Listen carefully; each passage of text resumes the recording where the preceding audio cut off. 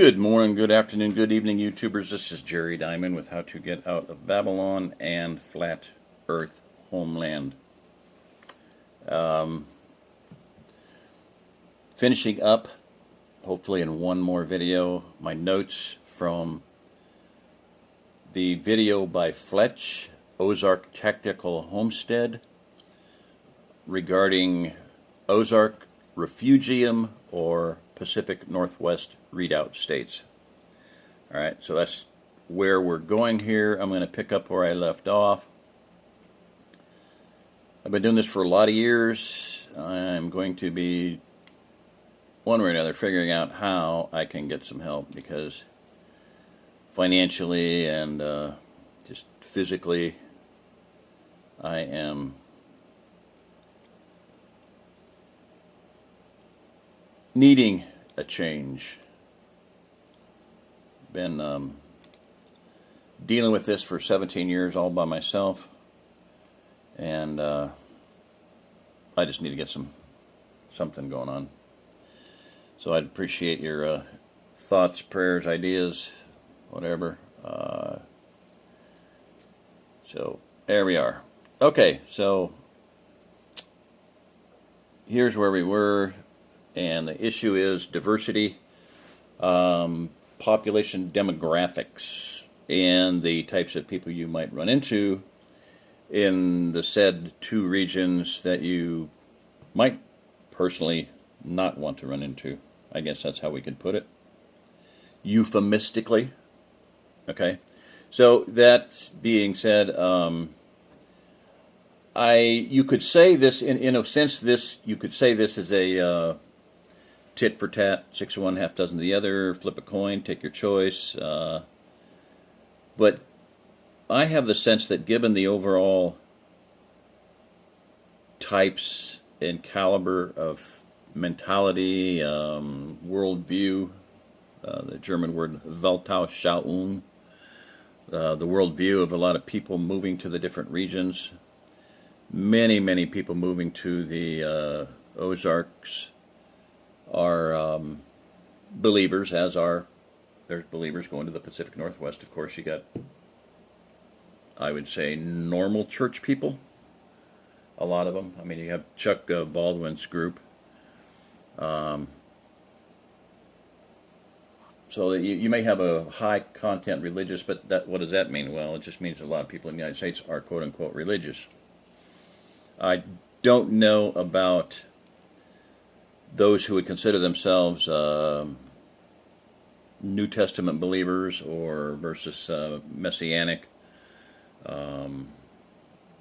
Torah keepers, feast keepers. I do know as far as the Pacific Northwest, I do know for a fact that I, just at a guesstimate, there's probably a 2,000. I mean, when you have the number of people that observe feast days, biblical feast days on their own property, and have the facilities to do so.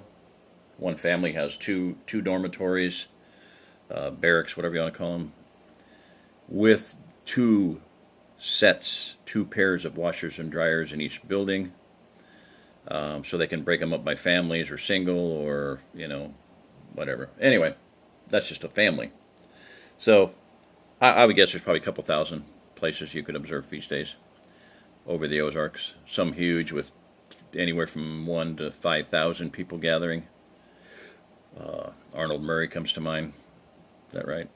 I think that's right. Anyway, Branson area, there's some huge gatherings. Up at Lake of the Ozarks, there's some huge gatherings. I went up there one year. My son and daughter and I went up there one year, and it was the coldest tabernacle we'd ever experienced. And they had that place rented for over 2 weeks, because of the vast number of differences of approaches to the calendar and when is tabernacles. So anyway, all right, that being said, I'm going to get right into this. So I read this one about author Harold Covington. This is where the name Northwest Front came from. Mentioned in a manifesto, Charleston Killer, whoever that was, I don't really know or care. The recent high-profile reference to the NWF has once again drawn attention to the white separatist author and his online organization. Photos of him standing in front of his flag are recirculating and reviving the question of whether or not Covington stole the idea for his tricolor from the Doug fur flag, which was created in 1995 by Alexander Baratek. Who cares? There's about 50 flags around the world that have the same exact 3 colors, and they're not, like who stole it first?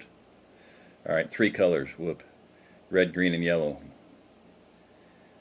The book Distant Thunder mentioned, written in the tradition of NRA fan fiction like the Turner Diaries, set here in the Pacific Northwest. A Distant Thunder is the first novel in a series about a bunch of angry, broke white guys who overthrow the United States. Yeah, as is it Aerosmith or one of the two? Dream on, dream on. All right, so that's a picture of the book. That's the only reason I have that there. Okay, the flag popped up again in 2005. Guess where? On the cover of the second novel in the series, A Mighty Fortress. And then in 2008 on the cover of The Brigade. Okay, website went up live. It's been up ever since, so there's a website up there. Okay, now we're transistoring,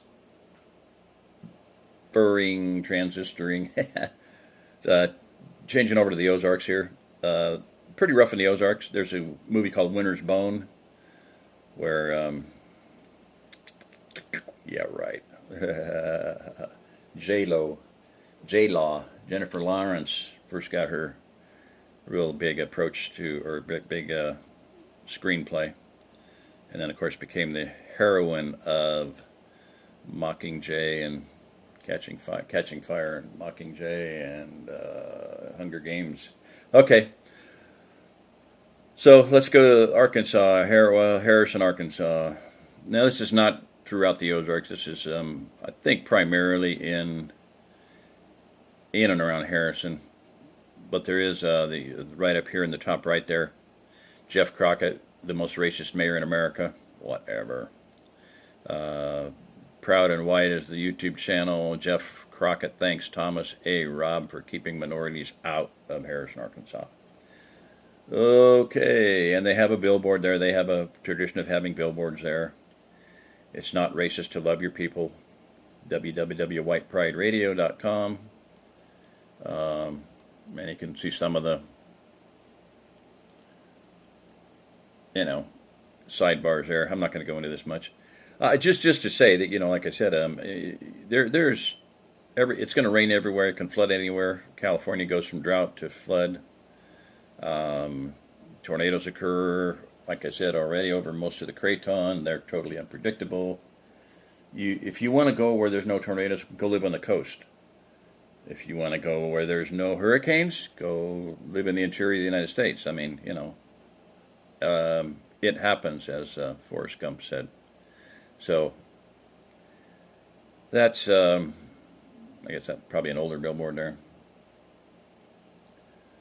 And I'm not even going to comment on the whole racist issue because it's okay. Well, it's just,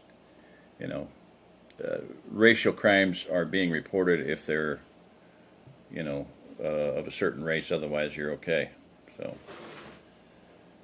okay. So anyway, that's I'm going to finish on that. I'm kind of tired of it. Now the next, I got to back out here because this I'm not even going to get into. I've covered it to some degree. I'll cover it again. So the next thing here is food and the question of, I want to bring it up again because when I'm dealing with food or anything like that, where you're going to live, where you're going to decide to live, I want to reemphasize this is a difficult concept to understand. It is. It's a difficult concept to look at with good examples, I'll put it that way. Ceteris paribus, or Cateris paribus, technically. I took Latin for 4 years. I know how to pronounce these things, but it looks like Ceteris paribus in English, so we'll say Ceteris paribus. That's what Michael Bunker called it. Actually, in Latin, a C is a hard K. A C is a hard C. See, there's a K. Cateris paribus. With other conditions remaining the same.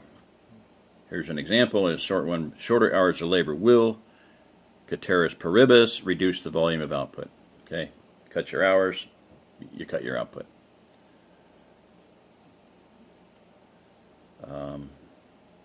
Latin phrase meaning all other things equal, other things being held constant, all else unchanged, etc., etc., etc. I'm not going to go into that anymore because when you get into whether it be logic or finances, people use it a lot, and I didn't feel that a lot of them were really applicable. Here's an example by author Michael Bunker. This is now, I took 4 years of Latin, and I might have run across this before, but in relation to our day, our times, what we're faced with right now, Michael Bunker was the first one that I heard it used by. In the final days of the Roman Empire, there were plenty of people still arguing, and from real evidence, I might add that the Roman Empire was still in power. The problem is that the conclusions they were drawing from the evidence was incorrect. Other things are going to continue as they always have. You can see that in Scripture, basically. Things are going to continue as they have since the fathers fell asleep, Peter says, in the Peter's epistles. The Ceteris paribus fallacy had most people convinced that because the Roman Empire still ruled, then it would continue to do so for the foreseeable future, even though the empire's days were numbered. Okay, now Bunker goes and uses this in relation to Kindle and making money. Surviving Off-Grid, book by Michael Bunker. Western society is in confusion. The industrial world was teetering in collapse, and it looks like things could get worse. Agrarian, blogger, historian, and plain preacher, Amish type, Michael Bunker has been living off of the grid for many years, and he has some advice for those living in the industrial consumerist economy, living as off-grid, and off-grid is achievable. Okay. Beyond Off-Grid, the website here, .com. This is the documentary that I was in.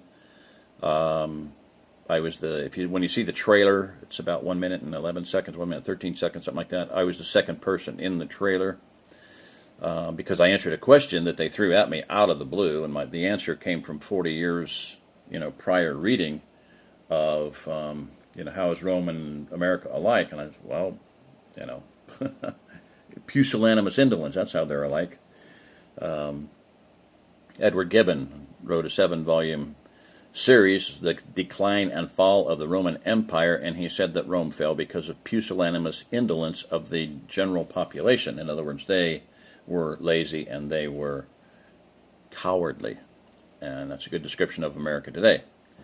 Well, the project Beyond Off-Grid, which ended up being a couple $100,000 project, was basically motivated and brainstormed, I guess, from the writings of Michael Bunker, especially this book, Beyond Surviving Off-Grid. Okay, so he's a Christian agrarian off-gridder, husband, father of 4 children, blogger, best-selling author, lives with his family in a plain community in Central Texas where he manages his farm and writes books. Now, here's my issue. He's visionary. I mean, he's got science fiction books about, the Silo Archipelago, Last Pilgrims, Amish Sci-Fi, Pennsylvania. I read that. He's got a lot of visionary stuff, and he says that we must discipline, we must force ourselves to think differently. We need to change our way of thinking. I agree with him. Unfortunately, my message for that documentary and for that project, and it did not get in there at all, other than at the tail end, in the credits, the producer and director, Sean Town, thanks me for making my work and my vision available to everyone free for all these years. Well, my point is that these off-gridders across the country who are doing wonderful are assuming that ceteris paribus, everything's going to remain as it is, and they're going to be okie dokie to stay in their little cubbyhole of a farm, and that's not going to happen. So Michael Bunker is making the mistake that he preaches on so much, ceteris paribus. All things are going to remain equal. Now, maybe he has a backup plan, maybe, but I have never heard of, and I did expos with him, did a lot of things with him back there in 99, Y2K. I think he's planning on staying there in Texas. I don't know. If not, Cateris paribus. This is Jerry Diamond. If you're listening to this, you are the remnant. I'm going to shut it off and start another one.